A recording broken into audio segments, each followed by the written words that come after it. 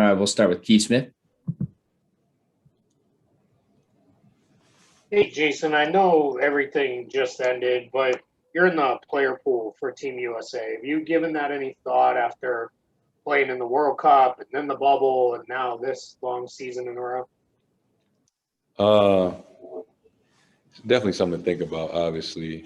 It's going on 2 or 3 years, kind of without much of a break. But obviously that's a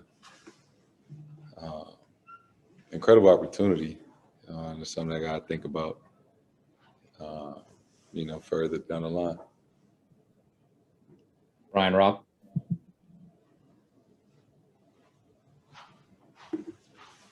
Hey, Jason, I know obviously everything's real fresh here, but what did you learn about this group, throughout the season and just from this series as a whole in terms of, obviously you guys are super shorthanded, but what do you kind of take out of this experience? It's a lot to learn from. I think in the last couple of weeks, I think we played pretty well under the circumstances. Not the season that we hoped for, that we envisioned, coming together at the start of it. But there's a lot of things that we had to deal with and try to overcome. I like the way that the, first and second year guys played all season. Peyton, Grant, Aaron, later in the season. I think tonight was the best game Romeo might have played all season. And I think there's just something to build on, because I think, Romeo has a lot of potential, and, he just got to keep working at it. Jared Weiss. Jason, do you feel like you got the support and the team got the support they need from the organization as a whole this year? And just looking ahead, what do you think needs to change for the team? The support, yeah. I mean, it's an up and down season. A lot of guys had COVID, guys dealing with injuries. It's nothing that you can prepare for. I'm sure under the perfect circumstances, no COVID and no injuries, our season would look a lot different. But, it's just the nature of it sometimes. What's going to look different? I don't know. That's not my job description. I don't have any say or input in that. It's just, show up to work and do what I can, and go from there. John Corrales. Jason, we've talked about your, leadership and being, a young guy and taking a lot of this stuff on your shoulders. Can you, at this point, I know you just came out of the series, can you really properly look back and think about like how far you've come in this and just some of the lessons that you've learned that you can take forward? Yeah. I've made strides every season. And I know that, and the coaches and, my teammates know that. I know there's a lot of people out there that have their own opinions on, how I should lead or, my demeanor, things like that. And,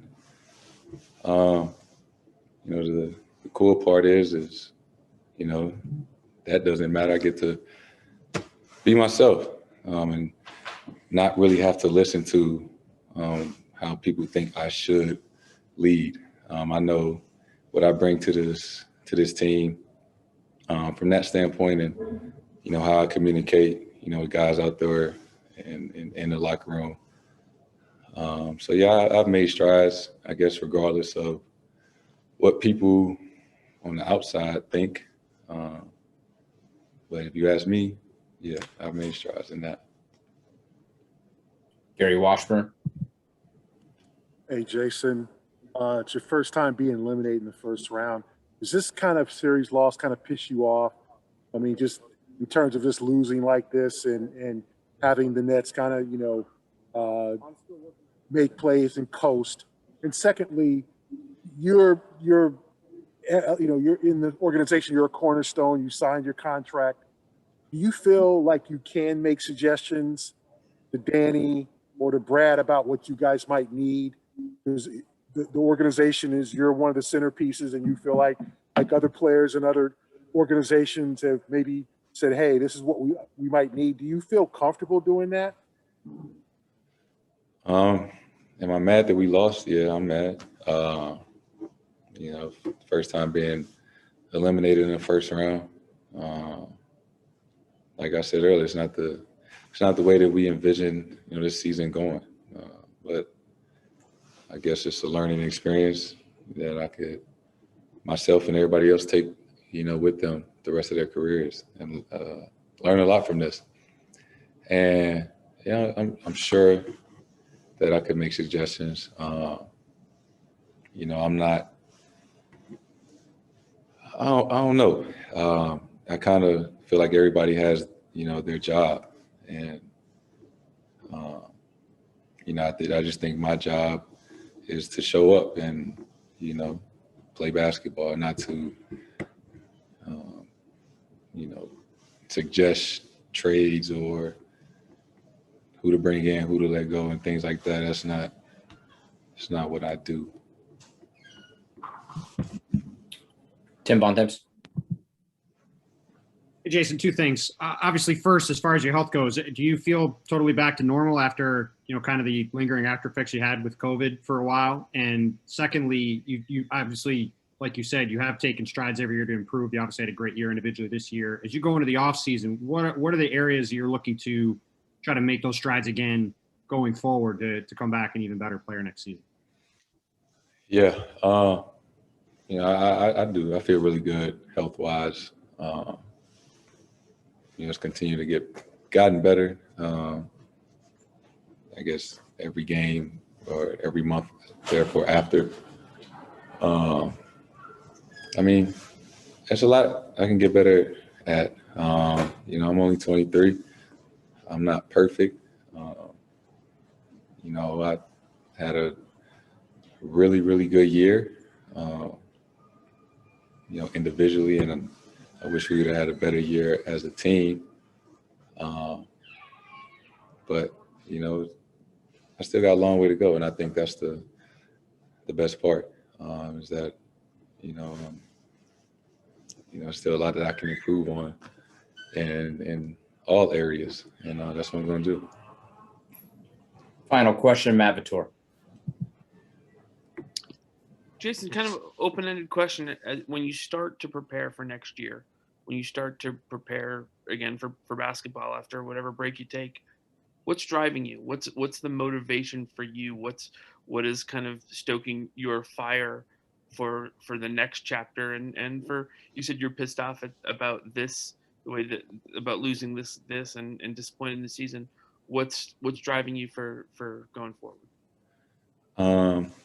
What's driving me is what always has driven me. Ever since I was 3 years old and I picked up a basketball, I've always had a love for this game. And,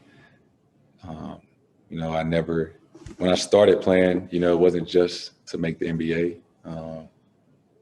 It was to excel at the highest level and be considered one of the best, be a winner, be an MVP, all those type of things. So that's what drives me.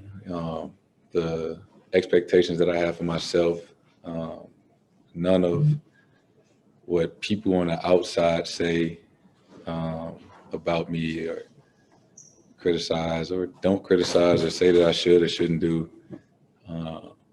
that has never played a factor in what drives me. It's always been the goals I set for myself, the places I know I can get to, regardless of,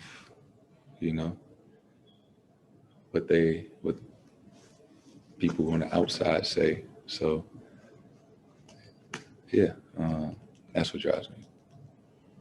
We'll wrap it up right there. Thanks, Jayson.